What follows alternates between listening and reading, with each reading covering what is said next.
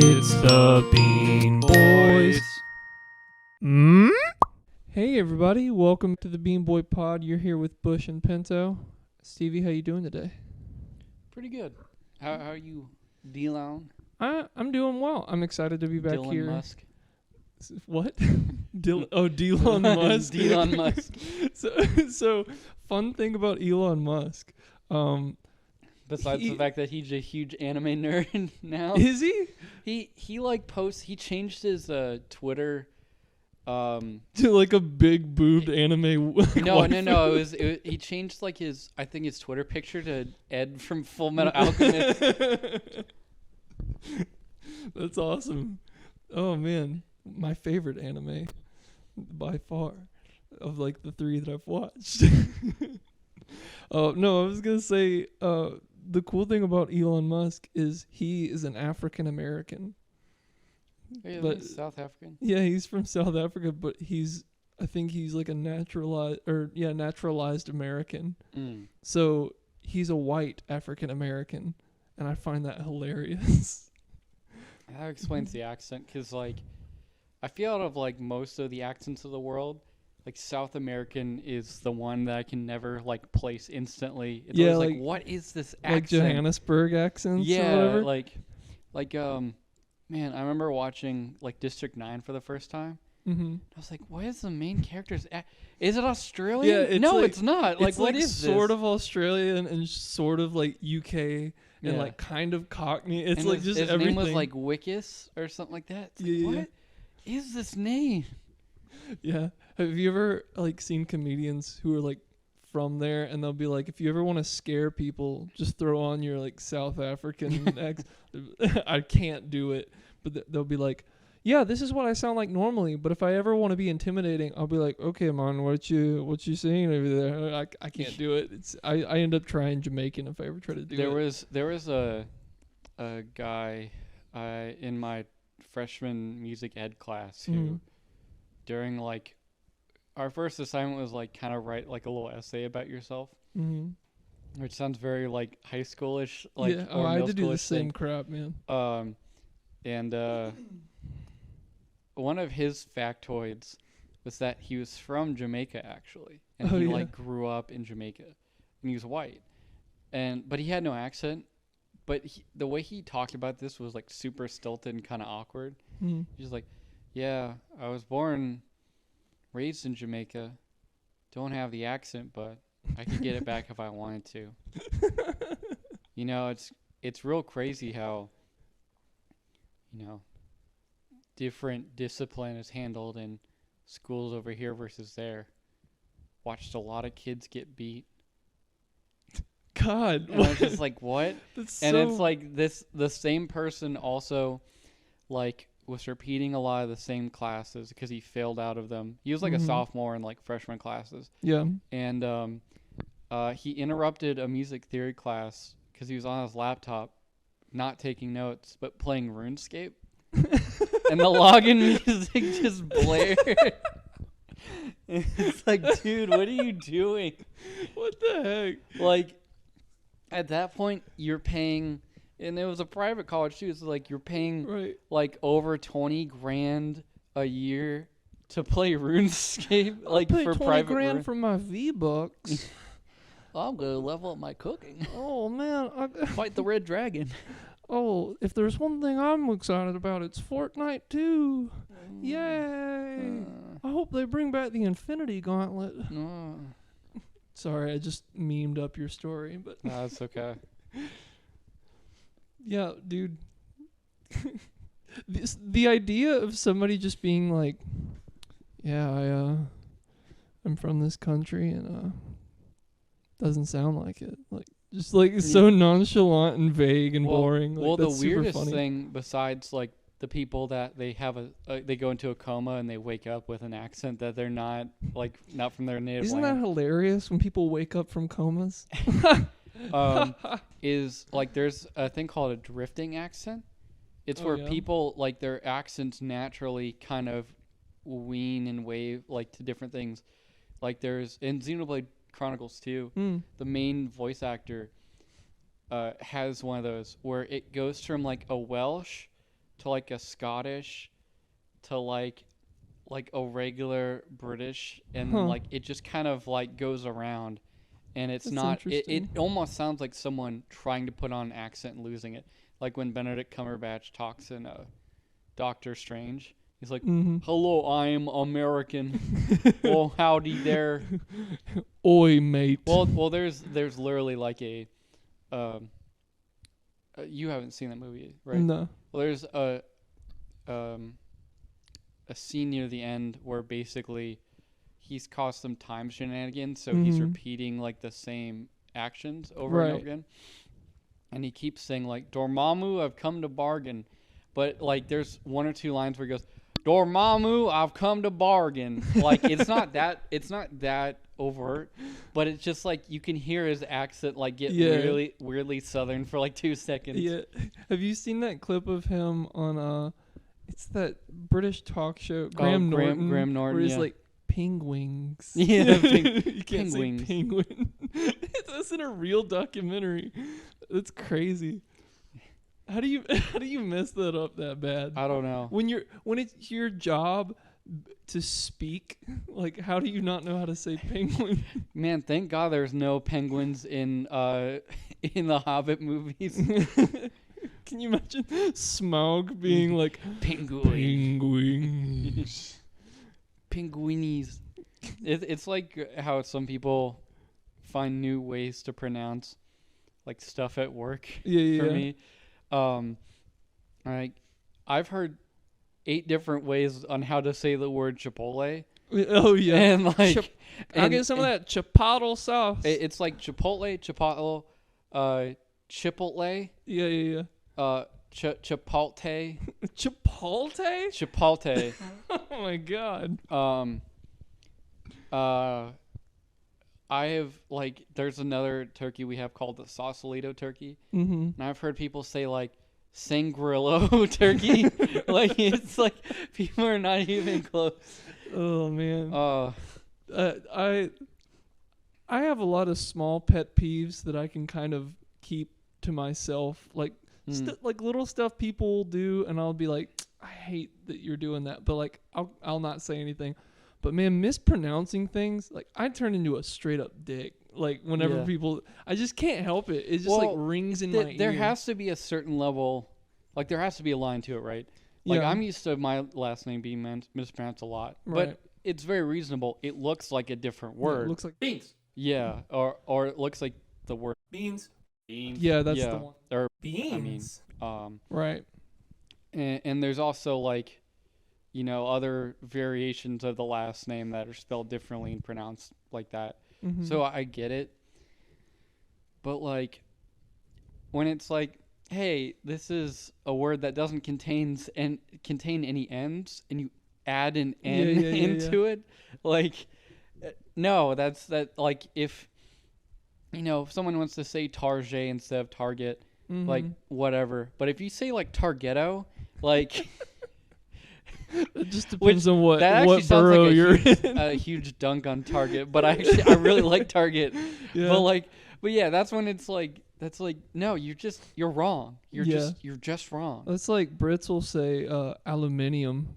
Yeah. They like add an entire letter or whatever. Vitamin. What is it? Vitamin. Vitamin. Oh, like vitamin? Yeah. What? Yeah. They just leave the T out? No, they say it, but it's like instead of vite, it's vitamin. Well, like that's yes, fine. it's wrong. That's like the whole pecan thing. The only British pronunciation slang thing that I cannot get over, because I had to deal when I worked at a theme park. I had a lot of British tourists, so I, oh, does it come with any chips? I was like, well, yeah, it comes. Oh no, those are crisps. Oh yeah, you're right. You know? Or like, oh, do you have the ice cream cornettos? Like, oh yeah. Yeah, it's like it's like the cones. It's like yeah. But the one that gets me is that a cookie is called a biscuit, but a chocolate chip cookie is called a cookie. Yeah. It's crazy. It drives me nuts. What are you doing, mate? Why would you not just call it a chocolate chip biscuit? Well, or chocolate biscuit? Because a chocolate biscuit is like biscuits and gravy, but with Hershey's. No, that's not. No one eats that, Dylan. I do. No, you don't. Yes, I do. No. Why? You don't know what I eat in the mornings. Yeah, I do. Stevie. We live together. No, we don't. What are you talking about? Okay, fine. We live together, but not like, like no homo or anything. I will sneak into your room tonight and put a bunch of cookies in your pillow. Biscuits? I'm going to pour a bunch of hot oatmeal on your face as you sleep. Oh, give you second-degree burns. Not burns badly enough to get hospitalized, but like bad enough to where like you're going to feel it for the next couple hours. The idea of it might blister. Hot oatmeal being poured on you sounds bad, but I got to admit, like, cold, soggy oatmeal sounds a lot worse. Oh, you're super like, right. Hot oatmeal, it's like, oh, ow, and like you're gonna have to deal with the effects. But like, just something about like really like lumpy oats just all over your body. Like you're never gonna get it off. Even if you wash it You'll off, never that be feeling's clean. gonna get. Yeah, you'll always be like, I had that icy, gross, lumpy oatmeal all over me. Well, no, because puke's warm. I was gonna say it probably is like feel like getting puked on. You're totally right. Like, oh God, yeah. Would you?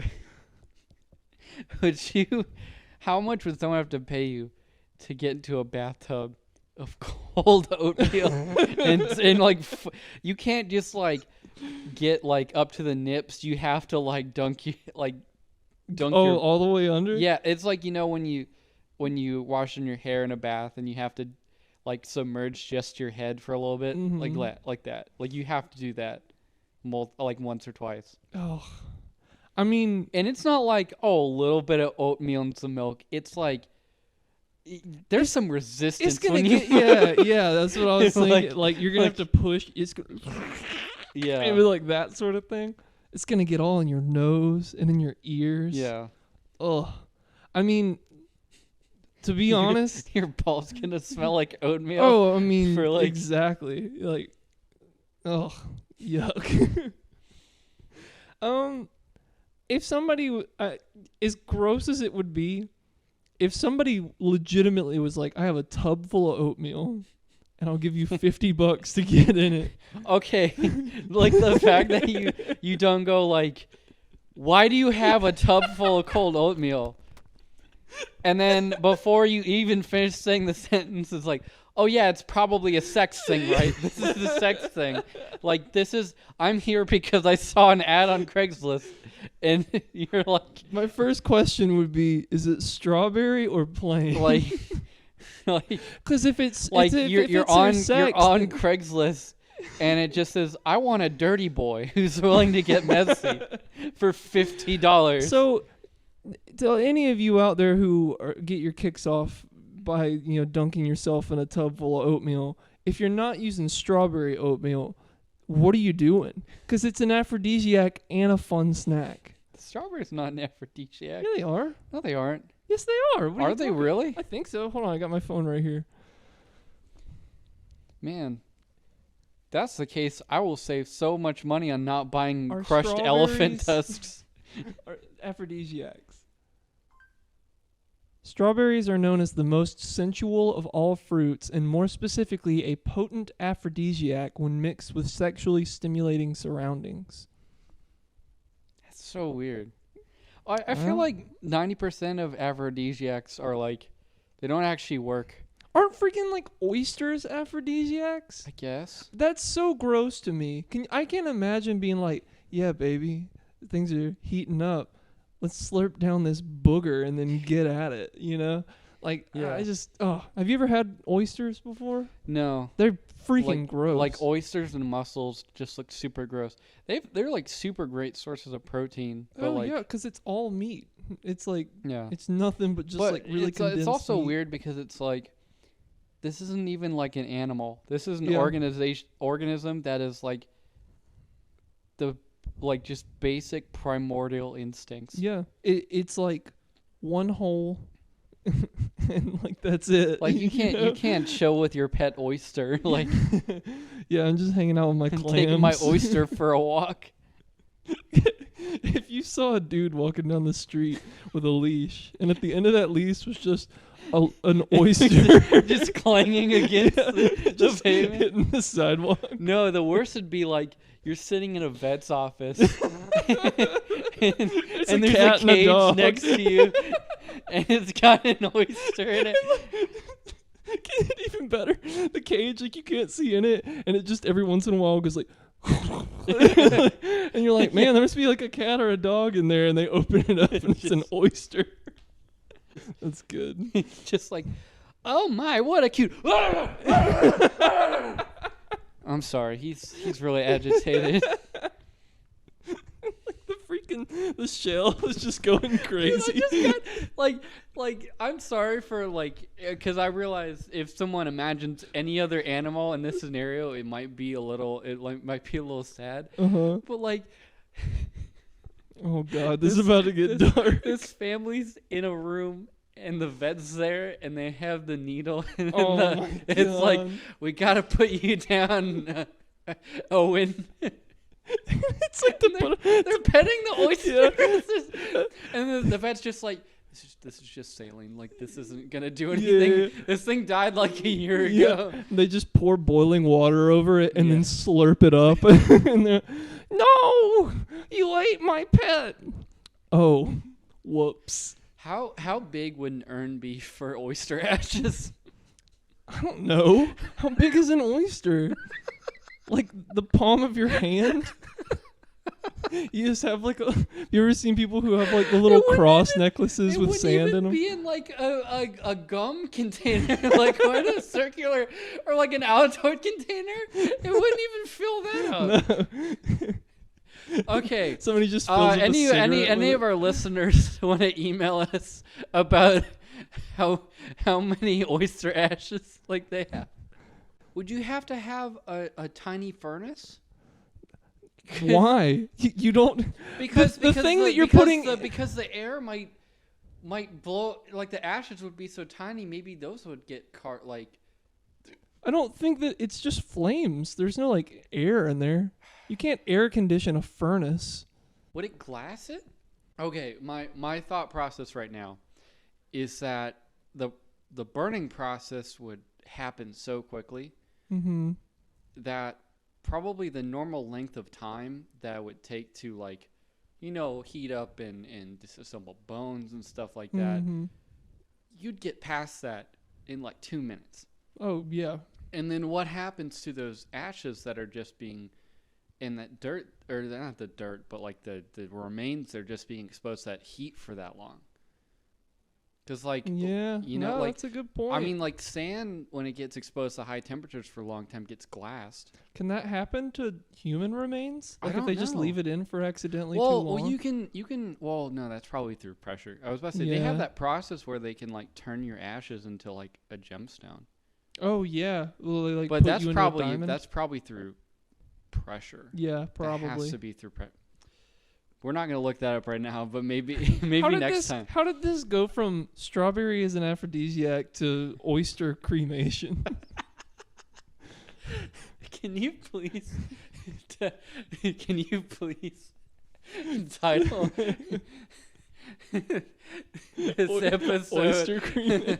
The one where we talk about oyster cremation? Or please cremate your oysters. Yeah. Oh my god. Ethical cremation of oysters. Oh. Funeral rites for oysters. I had a lot of ideas for what we were going to talk about on this podcast. This was not one of them. Oh man, but I'm so glad if we can have like a moment like this every episode.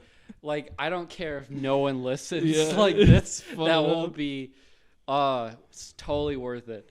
So Jeffrey Epstein's been a pretty big topic. So, we're not going to talk about. I just want to tell you my Jeffrey Epstein joke real quick. Sure. I have a question about him. So, is part of the whole conspiracy that like maybe the Clintons are involved in this? Them among many others. Okay. That's good because it makes my joke work. Do you think Bill's going to come out and be like, I did not have homicidal relations with that man? Thank you. Dude, have you seen a picture of Bill Clinton He's recently? looking rough. Dude, if, like, this is kind of similar to Patton Oswalt a bit, but, like, Bill Clinton were to come in here and, like, kill me with his bare hands, like, no weapon, nothing, I probably deserve to die. I'm probably too weak to, like, further the species. Yeah. Like, the Patton Oswalt bit was, like, about birthdays. Oh, yeah. We're like once you get to 100, you can legally murder someone. You can do whatever you want. If you get murdered by like a 90 or 100-year-old person, or no, it's 100 you become president. Oh, 90 is when you can commit murder. Yeah, it's a great bit. Or dude. Steal a child. Yeah, you turned me on to Patton Oswalt because I only knew him as the dude from King of Queens. Like, that's all I knew about him. I was like, oh, he's super funny. Yeah. And then, like, I think I tried watching, like, a clip of his stand-up when I was really into King of Queens. I was like, that's not... He's a bad boy. And then you told me about him and, like, showed me one of his clips or something. I was like, this is okay. And so one day I just, like, listened to 3 of his albums. And I was like, this guy is amazing. He's so funny. Good. Yeah, I highly recommend Patton Oswalt to any of you who are into stand-up. I recently tried a Stephen Wright set recently. That dude freaking rules. He is so good. So, gonna talk about Star Wars because like the final trailer had. Oh yeah, just dropped, yeah. Or I think it was before the final trailer. It was how many trailers are out now? The final one. Yeah, but how is it 2 or 3? I think it's the final one. I think it's Stevie, like 3. I'm looking for a number here, buddy. I think it's 3. Okay, well, I think the last one had not come out yet, Yeah. and the last one has now dropped. Yeah. So tell me all about it. So, I mean, by this point, I think pretty much as everyone's seen it, and anyone that will be listening has seen it. But if you haven't, I mean, go check it out. Like, because I think more so what I want to talk about is what I hope doesn't happen. Yeah. In episode 9. Oh, Rian Johnson directs it. I kind of want to just like us to kind of throw out our predictions as to how that movie is going to play out. Yeah, dude, I'm into that. So, 1, I really hope Palpatine is not back physically. Agreed. I also really hope, even though this is, I think, technically canon because of Rebels, that Palpatine is not back via time travel. That's a thing? I didn't know that was a thing. Yeah, that's apparently a thing. Okay. Like, I don't think time travel should be in Star Wars. I mean, it's kind of a complicated matter because it's like, I mean, think of all the technological advancements that there are in Star Wars, and it's like, I can see how time travel could exist, but it's like they haven't used it yet, so why use it now? It's, in, I think, Rebels, it was Force-based. Oh. And that's the main reason why I'm like, let's not have Force-based time travel, please. Yeah, let's do midi-chlorian-based time travel. I know how you feel about that. So, part of me is like, I hope it's not a retread of Return of the Jedi. Yeah, I agree.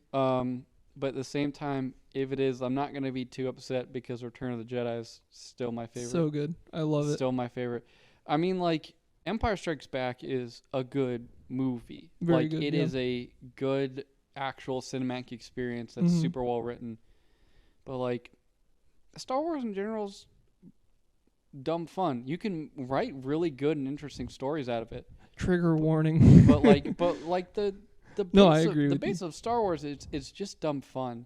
It's kind of like, I mean, Star Trek's in a similar vein. Star Trek, you can do a lot more philosophical stuff with it. Right.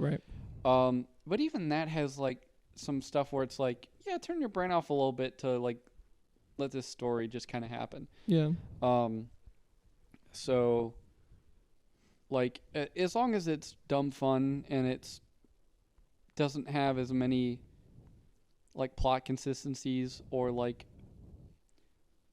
easy argument points as many flaws as like 8 had. Right. Or as long as it's more consistent than 8 was. Yeah. Because 8 is just, I think we mentioned it, like we don't hate it as much as a lot of other people do. No, I personally really enjoy episode 8. Yeah, but at it the has same its time, problems. We do acknowledge that it's flawed, and like it's not consistent in terms of its tone or quality throughout the whole thing. But yeah, I don't know. I feel like it's gonna be fine with JJ at the helm. I feel like it's gonna be safe. I'm glad he's not retconning anything from 8. Yeah. I'm very curious how he intends to just tie everything together. But I don't know.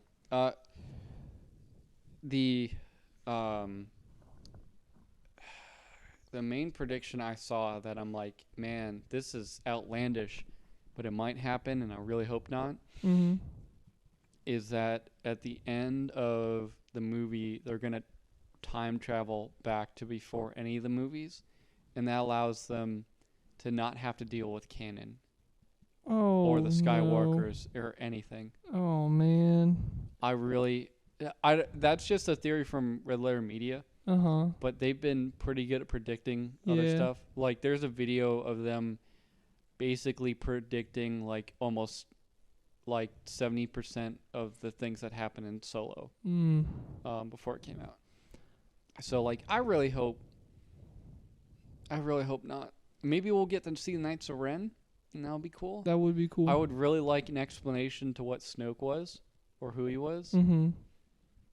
So that's not just like an afterthought.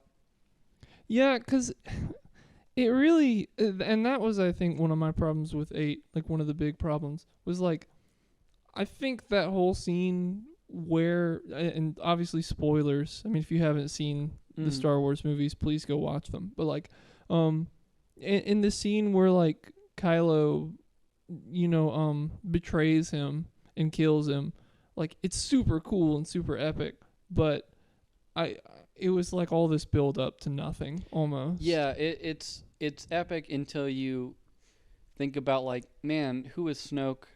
What was the emotional build up? Like, we don't know anything about him, so like there is much less of an impact. Right. Whereas like, Palpatine is built up through all 3 of the original trilogy movies. Good on them for not just doing, oh, there's an evil emperor at the helm and like totally repeating it, but at the same time, like, I don't know. There's better ways they could have done that. Do you want Kylo to be redeemed or not? That is okay. So I haven't really given this much thought. But just off the top of my head, I'm not really sure. The character of Kylo is super interesting to me because of an interview that he did. What's the actor's name? Adam Driver. Yeah, and I know I've spoken to you about this, but like he said in Kylo's mind, he is not wrong, and like that doesn't. He's not just evil for evil's sake. He's evil because what he's fighting for, he believes to be the truth, and so like. Part of me thinks like he doesn't need redemption because I think he's technically not wrong. Like he wants to end the war basically, and he doesn't care which side wins. He wants both sides to just be gone. Now I've said that to diehards before, and they've been like, no, he was just tricking Rey, and I'm like. I don't know. If that's so, then that's so. But I don't agree. I think he's. I agree with you. I think he's just kind of. There's like a sense of anarchy and almost not chaos, but like I don't believe in nihilism. I guess like I don't believe in anything. Yeah, and so like I definitely am not one to say that nihilistic views are like an appropriate response, but. Like I said, I don't necessarily think that he's wrong. Now, granted, he does turn and kind of embraces this darker side. And so, like, if he wants to, I kind of want him to get redemption from that. I kind of want him to understand that he's acting out of anger and either he's going to die and he's just going to be a bad guy, similar to like Anakin, or he's going to be redeemed in the sense that he's going to learn that acting out of anger and on this bad impulse is not going to accomplish what he wants. So if that's redemption, then I do want that for him. For me, I don't want him to be redeemed because I feel like, I don't mind a good redemption arc for villains. I feel like somewhere in the past, like 5 to 10 years, everyone making like big budget movies had to be like, we gotta make our villains sympathetic. Okay, that's fair. We gotta make them seem like not the bad guy. It's also like pretty prevalent in anime too. Where like you could have a character that commits like a genocide, and then it's like, oh, but I did it because I miss my mom. Yeah. And they're like, we understand. And it's like this weird happy moment. Actually, I forgot. Do you care about the X-Men movies at all? I've seen the first one and that's it, so no, not really. That's kind of how X-Men Apocalypse ends. Really?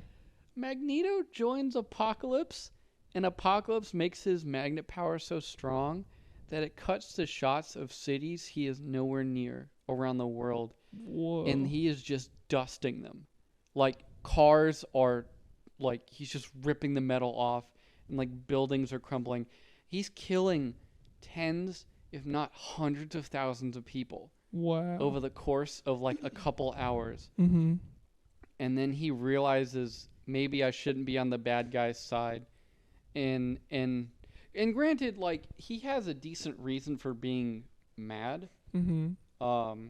'Cause his, he at, like, in between movies had, I guess, made a, not a surrogate family, but just, like, settled down and, like, had a wife and child, and they get killed. After he'd, like, decided to not try and war with humans anymore and stuff like that. But, like, at the end of the movie, Xavier and all the X-Men are like, hey, Magneto, do you want to stay with us and do the good thing? And no one goes, you have to pay for your crimes. Like, cool on you for, like, helping us. Yeah. But, dude, you killed so many people. Yeah. And, like, also there's this other extra layer of the fact that, like, Magneto was, like, in an internment camp in Germany because he's Jewish. Oh, man. So, like, you know how wrong that is. Yeah. What you just did. Yeah. Like, God. So, to clarify, I'm not saying that I think that Kylo should, like, be... I was going to say forgive him, but that's not the word. I'm not saying he should be, like, completely acquitted of everything that he's done. But, like, I want him to see that what he's doing is wrong. And I want him, if not to make a change, to at least admit the fact that what he's doing is wrong. And, like, on that same side, I don't think Rey made the right decision entirely. Like, do I think she should have, like, went with him when he suggested that? Maybe not, but, like, I think she, to some extent, may be blind to what's going on the light side, Like, those people aren't great either. Well, I think that was... Well, there's a conversation about that in Last Jedi. You remember? Oh, yeah. Yeah, where Luke's like, the light side people are their arrogance, that Jedi Council is what led to Palpatine rising to power. Mm-hmm. And, like, the Sith being in control for so long. Mm-hmm. So, like, I think she understands that. Like, part of the message of 8 was Rey basically taking what she needs. I mean, she took the books, obviously. Mm-hmm. Like, Yoda burns that tree. And when Luke's like, oh, but the tombs, he's like, we don't need them. Like, yeah, the proper way to be a Jedi is something that isn't written in a book. It's like just a spirit and goodness that's carried. And And in some ways, those old traditions held back, like, what they were trying to do and led to their mistakes. Mm-hmm. So the only thing that's, like, piqued my interest but also made me worry in terms of, like, the ending is, like, there were some interviews with, I think, cast members who, like, maybe aren't in the final scene where they were taken to the set of, like, the final shot of the movie. Uh-huh. And they were like, man, it's crazy. I really wish I hadn't spoiled myself and I just seen it, like, in context. So I don't know what the hell that's going to be. Yeah. Especially since, like the 2 other trilogies that they had announced, I think, are both canceled. Like, there's no news on the Rian Johnson trilogy. Mm-hmm. And I know for a fact the one that the Game of Thrones show creators were supposed to do is canceled. Oh, really? I didn't hear that. Yeah, because they ended up accepting a deal with Netflix to make a show that caused them to not break contract, but I think just step away from the project. Mm. Which, on one hand, sucks because I think they were going to do an Old Republic or, like, an Origin of the Jedi movie. Mm-hmm. It's like, it might be all right. On the other hand, based on, like, how they kind of handled the last season of Game of Thrones, like, maybe it was a good idea not to let them touch Star Wars. Possibly. Because they also had an interview recently where they said that they treated Game of Thrones as, like, a really expensive film school. They were like, yeah, we didn't really know what we were doing for a lot of it. So we kind of, like, learned a lot of stuff working on that show. Wow. And it's like, it's like, oh, maybe it was just really good because the writing you guys were using was fantastic, and everyone Right. else, like, from the production and costume design was just... That sucks because I honestly, I would say, like, first 4 or 5 seasons of that show I like more than Breaking Bad. Really? Yeah. Like, I don't think, obviously it doesn't end as perfect as Breaking Bad, Mm-hmm. but, like, Game of Thrones has a much bigger cast than Breaking Bad does. And I can't think of a single character that wasn't just amazingly interesting, and, like, they felt in some ways more... It's weird to describe because you find some people where it's like, man, I can't believe I could hate a fictional character this much. This person is so detestable. And then they have, like, 1 or 2 scenes where it's like, you totally understand how they got to be like that. And you're also like, oh, but this person still has, like, loved ones and people that they, that love them. And, like, they aren't 100% bad. So you end up, in some cases, wanting to see them, like, just not be so toxic. Yeah. So, in some of just, like, the character's writing, or the character writing is just so amazing. Like, I mean, Breaking Bad obviously has really good dialogue, but, like, there's lots of really good, like, philosophical conversations that are had. And plus, I think Game of Thrones also has the added thing of the fact that it's a fantasy show that, at least at the beginning, doesn't really seem like a fantasy show. Yeah. And so there's a lot more to the world that you have to kind of learn about, and that to engross you, whereas, like, Breaking Bad's like, oh, it's just a fictionalized real life. Right. It's... I mean, out of the 2 shows, I think it's better, but I think, like, the peaks of Game of Thrones are maybe a little bit higher than Breaking Bad. Interesting. But the lows are so much lower. Yeah. So, actually, given what you're saying, I think I know what your response is going to be. But so I've never seen Game of Thrones. I've never watched any of it.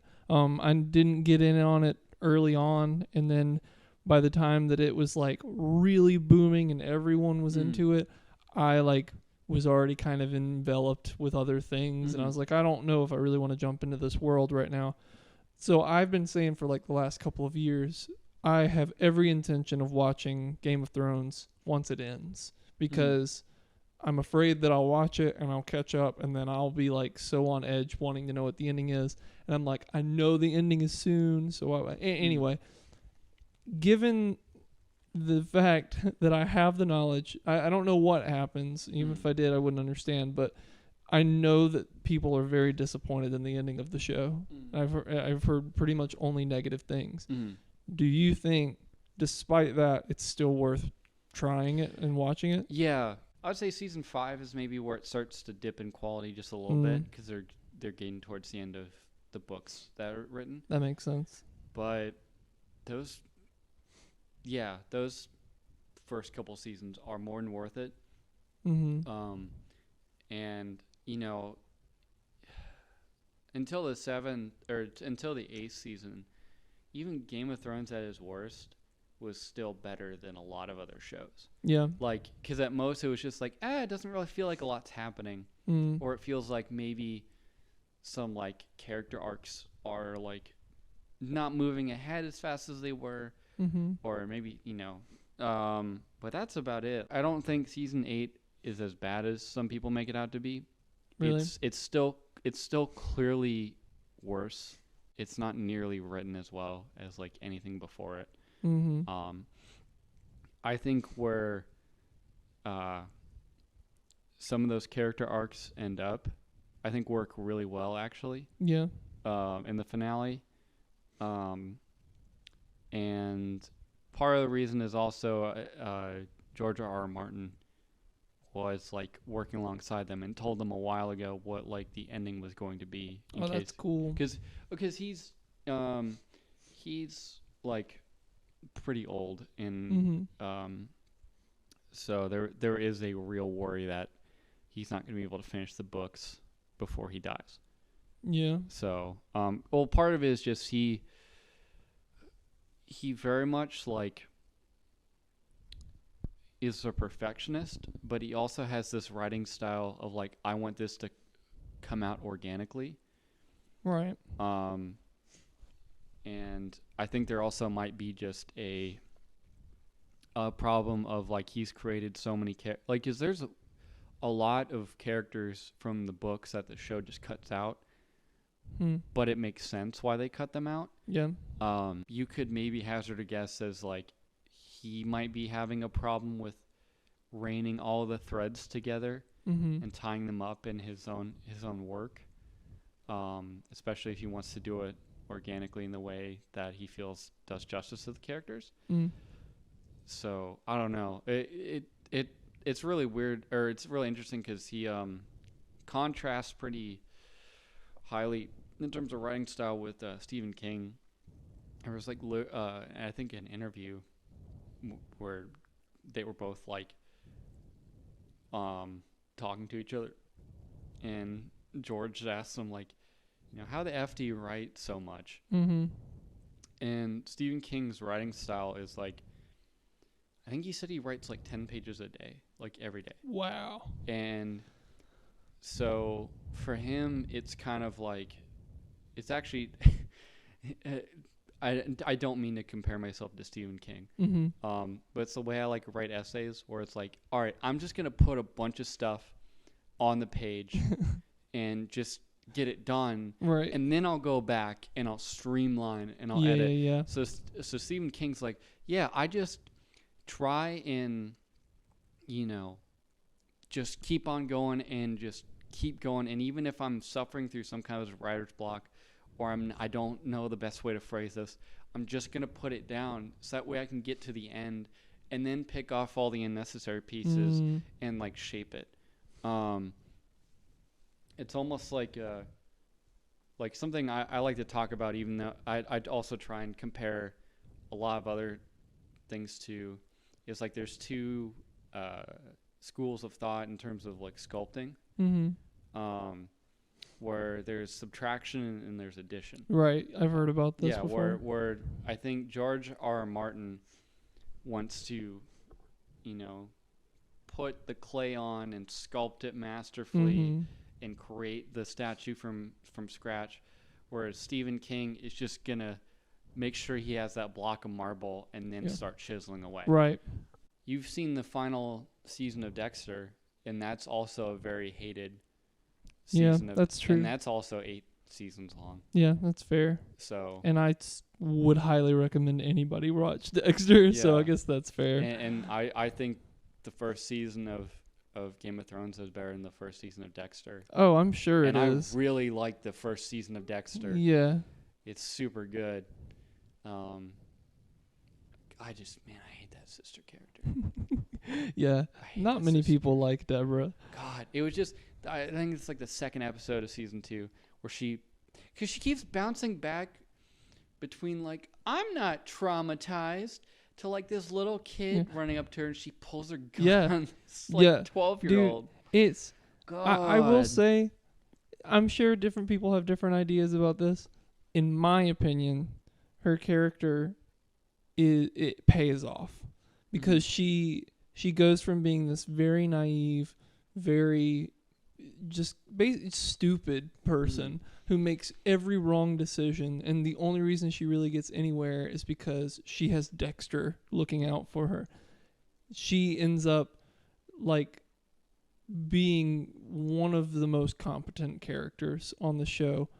Man, that may be a little bit of a stretch, but she definitely her story is kind of like a coming of age story almost, even though she's already in her 30s or whatever. But it's true. Like she starts off, excuse me, she starts off really naive and really ignorant, and by the end of the show, she's dealing with things that she couldn't have even dreamed of, and like handling it fairly well, I guess. I'm trying not to spoil too much because I don't know if you'll ever watch it or not, but I don't know. Man, how's Dexter gonna kill a ghoul? You're saying for some reason I actually there's a ghost like wrapped up in the cellophane. It keeps like getting out. He's like, oh, I gotta slobber it with ectoplasm to keep him in. I gotta christen this knife with holy water. Dude, ugh, I love that show so much. You know what I love more than that show though? I love the blood theme.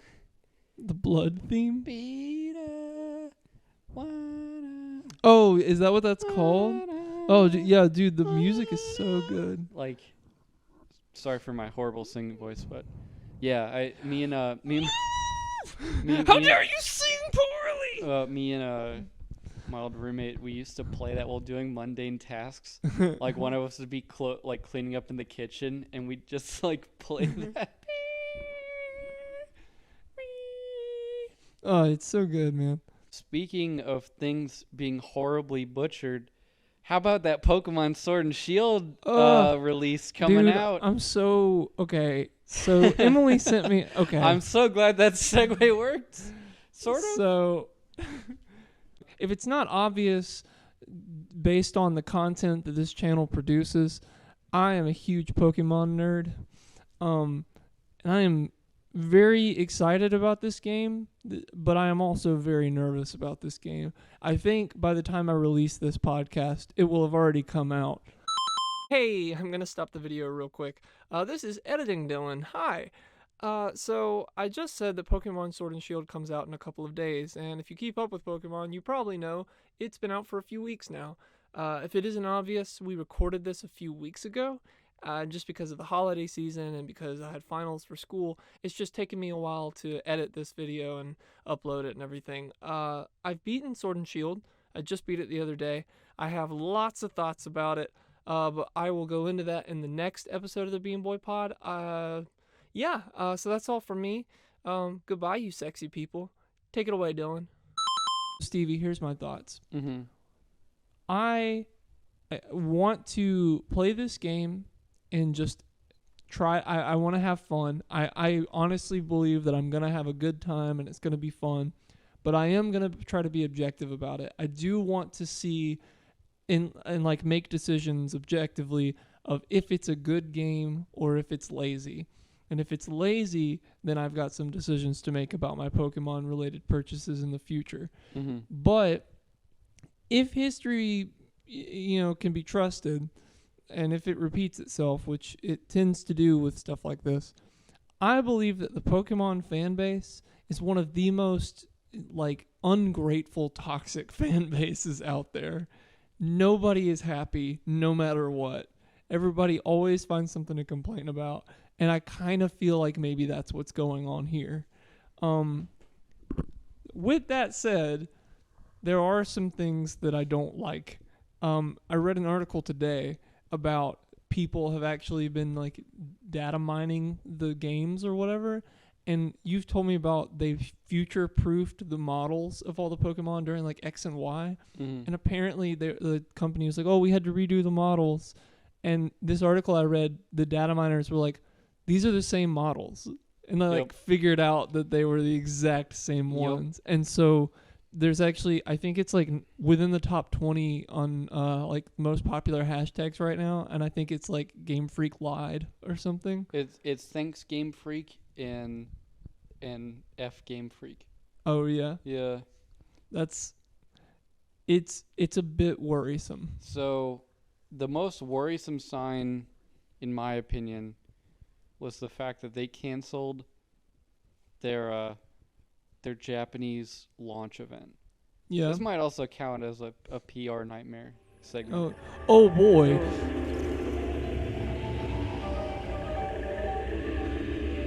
Whatever the theme song's gonna be.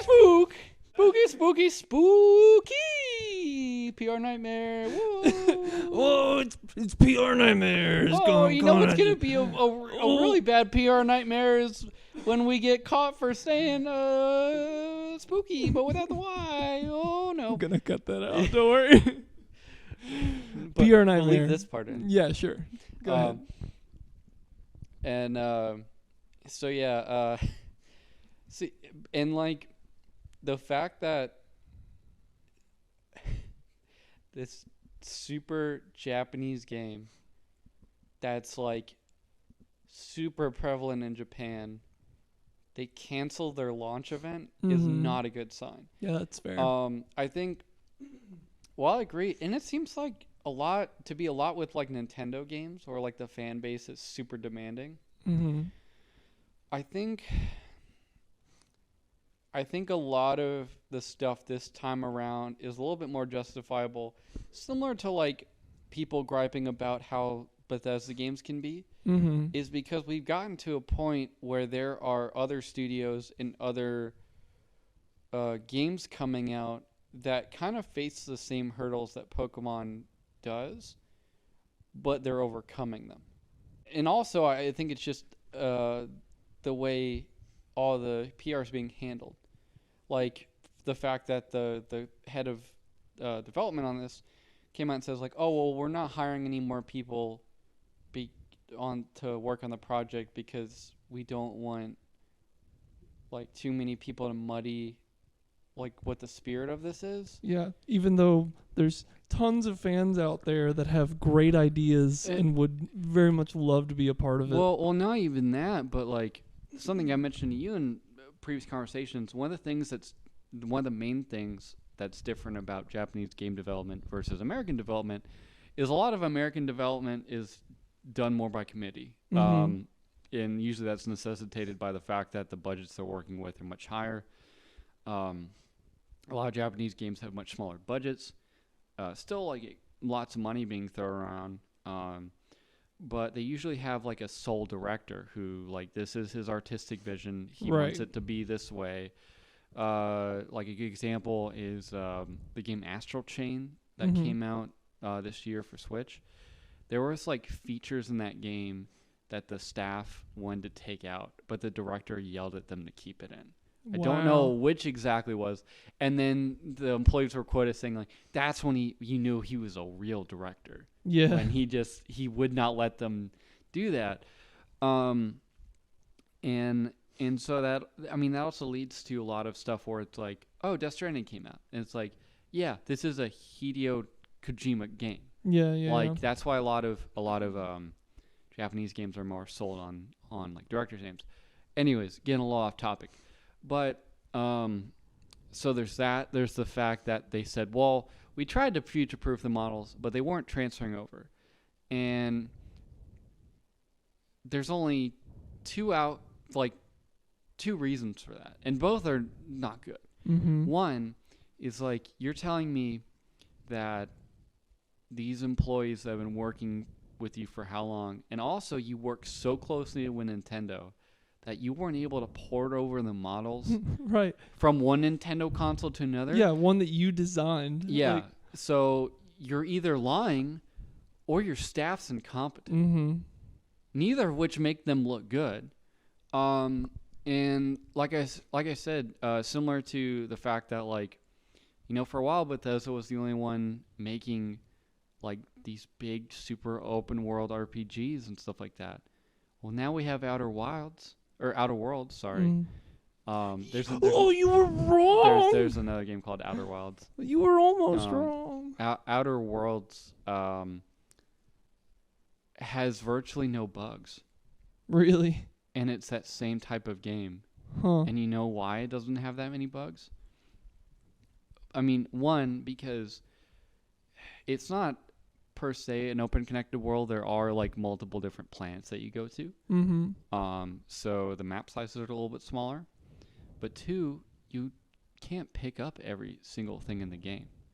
Like, part of the reason that the Bethesda games are so buggy is because you can pick up everything, and the game engine is having to account for physics on all of these things. Yeah. And it's the same reason why, like, and because also they're using the same engine that they've been using since like the PS2 era, right. or even older than that.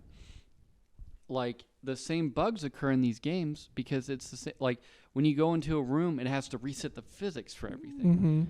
Mm-hmm. So like, it's a developer like Outer Wilds. God, I have not made that mistake until doing this podcast. Yeah. So Outer Worlds has shown that, like, yeah, if you just take away these stupid little things, your game functions so much better. If you have an engine that can handle it, and you just maybe reduce the scope a little bit, you don't have all these bugs. Like, your game runs so much more competently. And does what, like, I'm sure there's some people that might hear them and be like, well, I like being able to pick up all the forks. It's like, cool. That's good. But yeah. I don't want a game that, like, if I want to be in this immersive world, I don't want that, like, stuff to break. Yeah. Anyways, I'm getting off topic. There's plenty of time to bash on Bethesda later in our episode. I'm sure something bad is going to happen with Fallout 76 again. That's new. In a future episode. But to get away from the Bethesda comparison, you know, I've used this before. Let's look at two other ones that get brought up often in conversation. There's Digimon Cyber Sleuth, which, you know, Digimon being an obvious competitor / clone of Pokemon. Right. With, you know, maybe not just as many Digimon or Pokemon, but a lot. Cyber Sleuth came out on the PS Vita and was ported to PS4 and PS3, I think, and looks better than Sword and Shield does. I've not seen anything about this game. I don't even know what it is. So, it's like an RPG game. I'm gonna look it up. And the models look better in Sword and Shield. The animations, they have fully animated cutscenes that look better. I am not super. I don't know the plot as much, but apparently, like, the plot is like more geared towards older people or adults. Really? Your 3 Pokemon that are in your or your top 3 Digimon that are in your party follow you around in the overworld. Oh, wow. And when the game came out, the director was like, yeah, we're missing a lot of Digimon. We're going to add them back in. We're going to add them as much as we can. You know, even though the game didn't make as much money, they're like, yeah, we're going to do it because this is what the fans want. And so, while I admit, yeah, sure, there's always those group of people that are like, I'll make a Pokemon game where we can go back to every region Right. and every gym, and don't think about how boring that would be. Yeah. And see, like, as much as we're dunking on Game Freak as a developer, like, that would be an insane amount of work. Yeah, it's to do too every hard. region and remodel everything and do artwork for all these towns. Like, sure, some of them gonna be similar. Yeah, like Johto and Kanto are probably gonna look a little similar, but Which, by the way, just to interrupt you slightly, because I've heard that argument made so much, I've heard a really good rebuttal to it. It's if you want to go to every single place, just play all the games in order. Yeah, that's so fair. easy to like, do. There's enough. Like, we've come so far enough with emulators and ROMs that you can just and most of the really older ones that like maybe would be a little bit hard to revisit have been remade. Anyways, we also have going up to another series, Monster Hunter. Monster Hunter has like well over 100 monsters that are all have really nice animations, that all have like a huge range of moves and like behaviors and variations and stuff like that. When Monster Hunter World was announced, it's like a huge graphical overhaul on the main console, and they've been handhelds for a while. They've been on the DS or they've been on the Wii or whatever. There was, I think, Frontier was on PSP,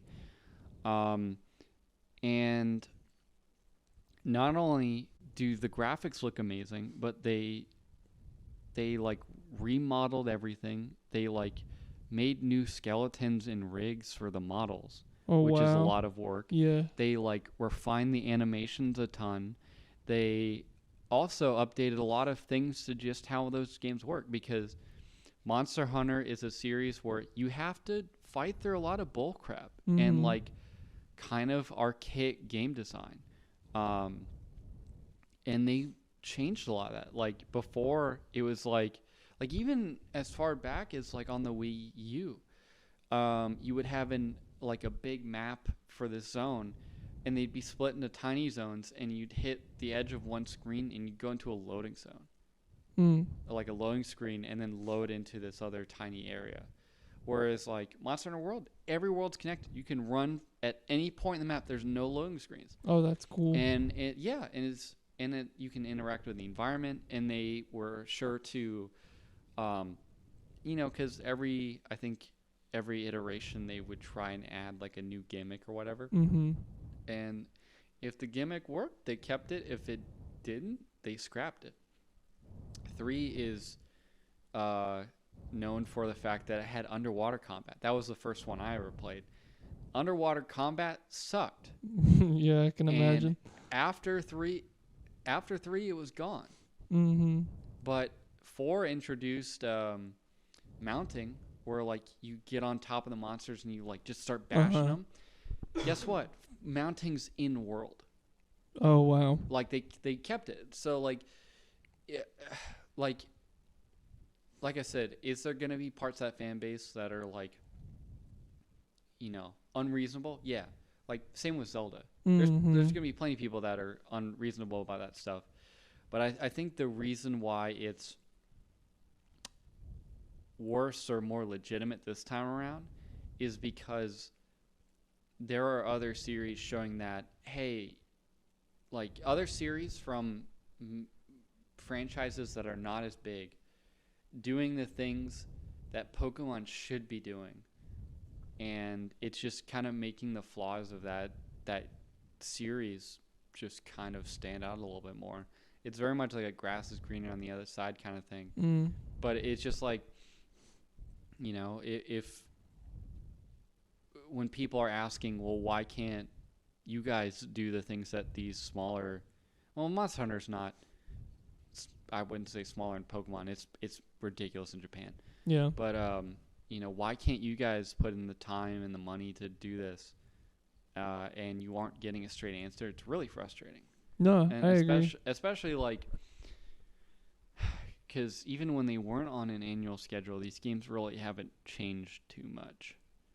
No, yeah, that's honestly that's something that even as a longtime fan, I've kind of like a lot of people complained about Sun and Moon being different, but I loved that Sun and Moon changed I up know. the gym thing. Yeah, I was like, please keep doing different stuff. And I'm honestly, do you know about the gym mechanic in Sword and Shield? No. So the one thing that sounds like they're doing different that's cool, but I don't think it's as innovative as Sun and Moon, is that depending on which copy you get determines which gyms you battle. Oh yeah, no, I did hear that. So that's neat, but like there were no gyms in Sun and Moon. Yeah. You know, you went and like they were essentially gyms, but like it was cool that it wasn't just battle the trainers, go fight the guy at the very end. It was like go accomplish this task. And while you're doing it, you have to battle Pokemon. Well, yeah, because okay, so like each region is designed after a different, like it's Part a of the facsimile world, of, or probably using that word wrong, but it's basically like an analog to like part of our world, right? You know, like I think Unova is designed after Europe. Unova was New York, I think. Yeah, Unova is New York. Obviously, Galar is like UK. Kalos was France. Obviously, is it Alola? So, yeah, Alola is Hawaii. Yeah. Stuff like that. But like, I guess there's nothing that made them really feel like different parts of the world. Mm-hmm. You know, like it didn't feel like there was really a difference in culture or anything. Whereas like Alola made like that section of Pokemon, it made it feel like it's part of a larger world. Right. Like here's this section, like we don't even have our own Pokemon League. Mm-hmm. Like we're just these islanders, and this is how we, you know, we have forms of Pokemon that are similar to like the Johto and Kanto regions, but they've evolved differently. Yeah. And it was this nice little touch that made it seem like the people who were creating the games actually were like, you know what? Let's think about like more about the world and how like certain things would be affected, and like what is the culture of this region? Yeah, and that's why like apart from the fact that like, you know, I think the totem fights are actually really hard. Oh yeah, they were. And the like the Kahuna fights actually require like, to me, a lot more strategy than previous Pokemon games.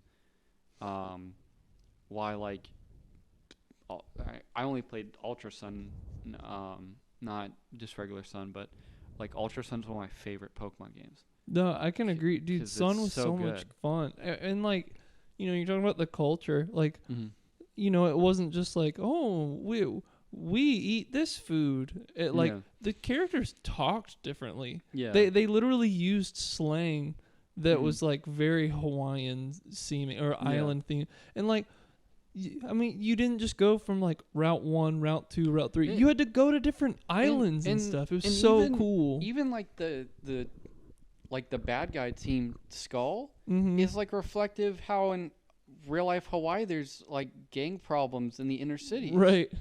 So it's like it's even more of an analog that like gives it this unique personality. You know, like there's nothing about Team Plasma or Team Flare that feels like unique to that region, or like it doesn't feel like the way that region is set up would cause this thing to actually happen.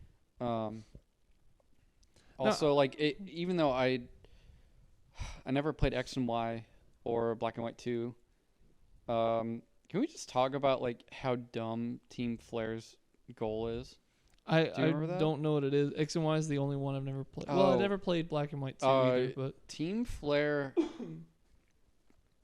the guy I think wants to destroy humanity. And he wants to have a race of only good-looking people in it. Really? I just remember it's like he wants total genocide for like a really petty reason. He's like Thanos. Oh, Dylan, now that I have access to a Disney Plus account, we have Oh, you got Disney Plus? Well, a friend of mine did. Oh, okay, cool. We have no reason not to binge all of the Marvel movies. I have reason not to. I don't feel like watching the same movie over and over again for 2 days. I'm just kidding. But like we just watch it for 2 days straight, and it's like, are we done? Dylan, we've only been watching Iron Man 2, like just back to back. But just to wrap up the conversation about Pokemon, I'll end it with this. I think that Sword and Shield, in my opinion, looks like it's gonna be a lot of fun, and like a lot of people keep talking about all these problems that it apparently has, and like it's not out yet, so none of it's confirmed. Although it doesn't look good. Like what I mean is like it doesn't look good in terms of like it seems like Game Freak might be doing some shady stuff. At the end of the day, I am incredibly excited to play it in a couple of days.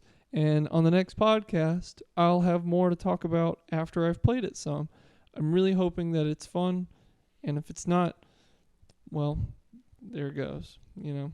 I'm kind of on this cynical, like, win-win scenario where, like, if it's good, cool. Like, I might actually pick it up because, like, I'm okay with playing a good Pokemon game. Yeah, especially after on the like Switch. The Switch is so fun. Yeah, like after Sun and Moon or after Ultra Sun, I was like, yeah, I'm back in. Yeah. I'm super excited for the next Pokemon game. You know, I didn't get Let's Go, but at the same time, I was also like, you know what? Let's Go's for a different. Like they're trying to do something different, and this might be a case of like, hey, let's get our team familiar with the hardware. Yeah. Like. And to be honest, totally Let's Go looked super good. Like it looked like it was a lot of fun. Yeah, it just wasn't what I wanted. Yeah, like I was never really much into Pokemon Go, so like that aspect about it just didn't really appeal to me. Same. Yeah. So, but on the other hand, if it fails horribly, or like just bombs, or just gets ridiculed, then hopefully this will cause some kind of action to where the directors get replaced, or there are just some changes made so that the next iteration can be the game that, you know, us and all the other fans deserve. Yeah.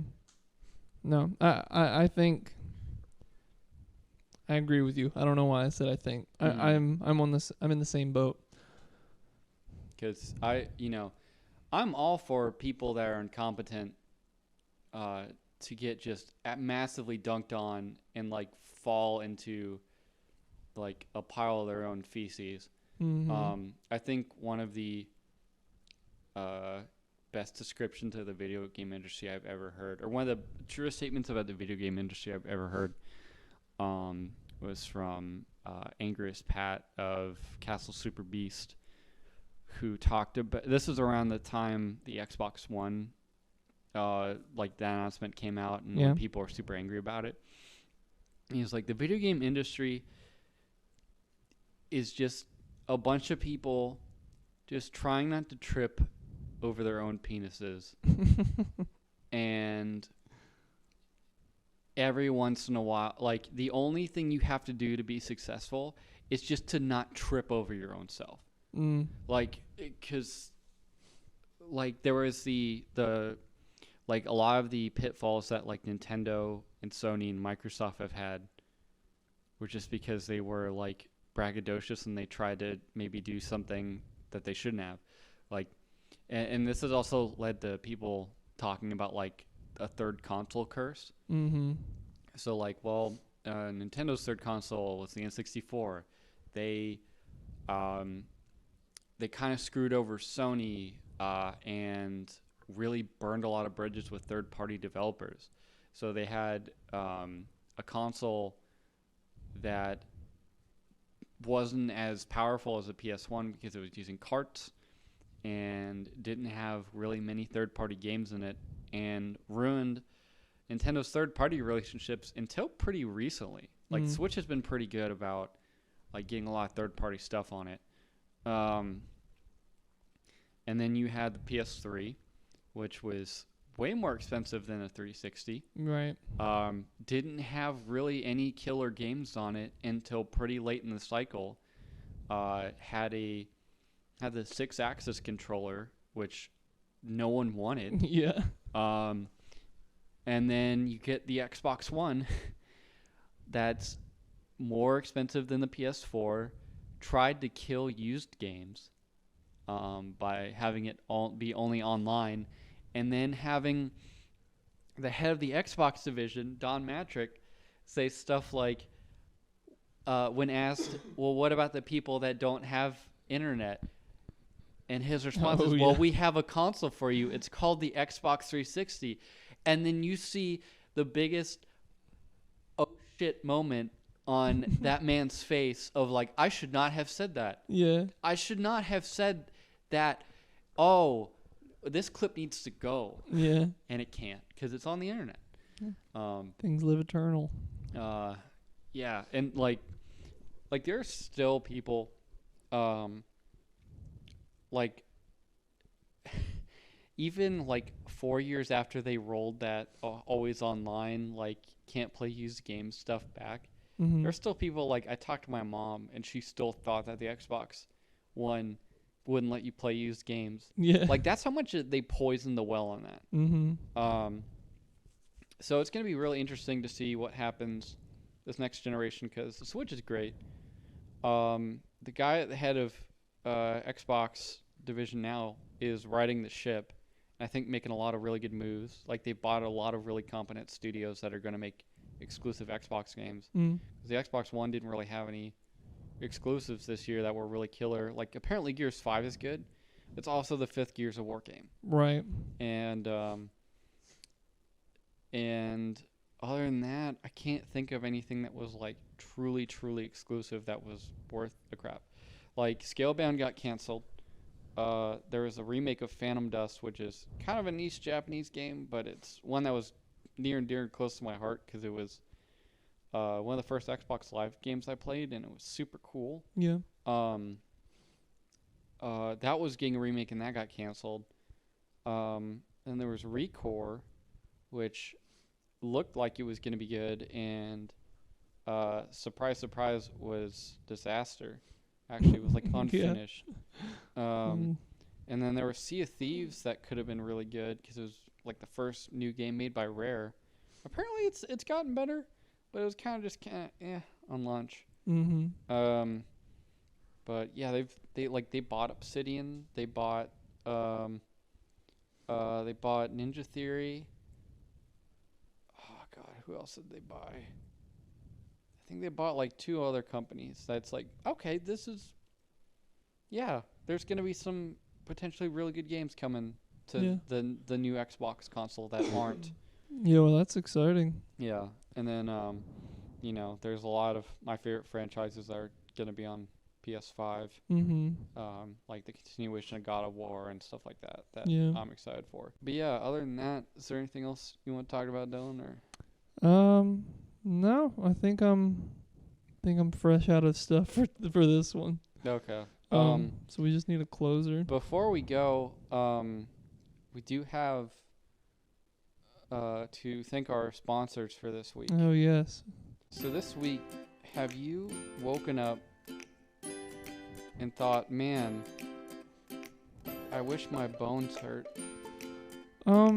Stevie, I haven't. Well, good news. Now with Dr. Dipsol's bone hurting juice, you too can taste that sweet, sweet pain of the little tree branches that aren't the little. Can you even do bone hurting juice? That's someone else's bit, isn't it? No, it's just like a random. For some reason, I thought that was. No. So, what does it taste like, you ask? Well, I am not. They were not generous enough to send that sweet, sweet osteo-damaging ambrosia to our doorstep. It's a nondescript bottle that looks like they just took an old, like, rubbing alcohol bottle and, like, just like dumped the brown, non-labeled ones. But it's, like, also a picture of, like, Peter Griffin from Family Guy. Like, you know when Family Guy, when they fall over and, like, one of their arms, like, bends back? Yeah, behind them. It's like that, and it just says bone hurting juice in, like, a really weird red font. Like, they could have done something. Well, I shouldn't bash it. They're paying the bills. So it looks great. Dr. Dipsol's bone hurting juice. Thank you, Dr. Dipsauce. Use the code BEAN5 to get $5 off your $199 purchase for a 2-week supply of Dr. Dipsol's bone hurting juice. That's right. That's www.drdipsalls.org. That's slash .hotmail.angelfire slash DillyDally __. And that'll take you to a dark web link where you can buy this bone hurting juice. Yeah. And also, I don't know why there's this disclaimer, but it says not made with real children. Well, I mean, would you buy it if it was made with real children? Well, I mean, I don't know, because a lot of businesses are moving to, like, organic and, like, homegrown and local ingredients. You know, I had this juice the other day that was made from local 10-year-old. Dude, best experience I've ever had. I don't know why they put that in carrot juice, but, like, local 10-year-old sounds like, if you say it fast enough, it's like a name. Local 10-year-old? I am local 10-year-old. It sounds like an old... Oh, that's probably going to be in Pandora, too. We're also sponsored by Avatar 2. That's right. James Cameron's masterpiece that's still being delayed and probably will be... coming out in 2025. It's coming when the star that lights our world, yes, the great sun that we all praise to, the home of Quetzalcoatl, decides to say, you know what, I'm out of here. I'm Audi 5000, and turns into a supernova. James Cameron will hold up a stone tablet, and it'll be like, it's finally done. I did it. I'm 3 billion years old, and it's in 6D. It means there's 6 nipples on the Pandora ladies. If you go to www.pandorasbigolebox.org/net//.com, then you too can enter to win a chance to meet James Cameron writing Avatar 2 through 5 coming out 2022. Him kick you in the nuts and then tell you about how deep he went into the ocean. Yeah. And how he ruined the Terminator franchise. And how there was enough room on that door for both of them. So thank you, James Cameron, for sponsoring this episode of the Bean Boy Cast. I hope you drink lots of bone hurting juice, James Cameron. Also, darn it, I thought I had another one, but it just left me. Have you ever wanted to feel scared, Dylan? All the time, not this week. This week we have a special offer. Pay me $5. Pay me $5 and I'll hunt you. I'll hunt you down. Stevie. You won't be. Stevie, what are you saying? You won't be safe. Why are you leaving the room? You will not be safe. Why are you? You just a man just came in here. It doesn't. It doesn't. Stevie. It doesn't matter. I don't know. It doesn't matter. It doesn't matter if. What's this guy doing to me? It just accept it, Dylan. Just accept it. No. Just accept it. Well. Steve, this is this is what happens, Dylan. So once you've entered a contract with me, I will not stop for anything. I am a dark necrotic express on the railway to hell. I will find you and I will give you new fears, possibly fetishes fueled by these fears, that you will have never dreamed of. Also, join the Oyster Club and they'll give you 1 free cremation a month. And finally, Dylan, I've got a special offer. Pay my uncle $5 to whip your raw. Like, no, seriously, my uncle is an alcoholic and he will fight anyone. Are you an orphan and you never got to experience messing up and having your parents whip you good? Not at all. Hey, Uncle, no, stop. Stevie, who is this guy? Get Dilly, he's a biter. Watch out. He's a biter. Oh my God. Leave me alone. He's a biter. No, stop. How are you so surprised? How did he even get into our house?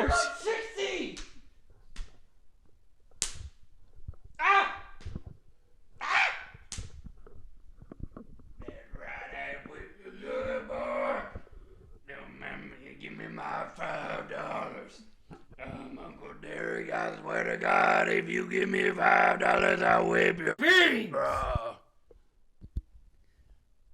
Thank you for joining us on the Bean Boy Cast. If you'd like to follow us on the socials, You give me that, boy.